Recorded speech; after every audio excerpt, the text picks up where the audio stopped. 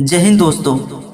यदि आपका दिल टूटा है तो आपके लिए शायरी लेकर आ गया हूँ। इस शायरी को जरूर सुनिएगा।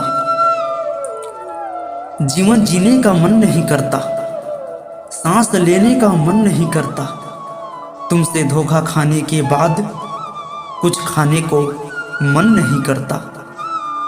दिल टूटने के बाद कोई दिल लगाना चाहता है तो इस शायरी को जरूर सुने।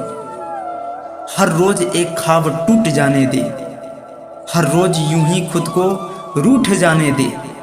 मेरी किस्मत में ही बेवफाई है, दिल एक शीशा है, आज फिर टूट जाने दे। अब पहला प्यार को भुलाने के लिए शायरी सुने।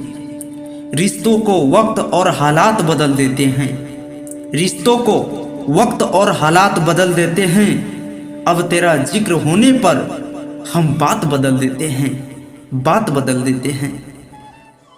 प्यार में ये भी होता है, प्यार निभाने के लिए मैं हमेशा झुकता रहा, प्यार निभाने के लिए मैं हमेशा झुकता रहा, और तुम इसे मेरी औकात समझ बैठी, औकात समझ बैठी।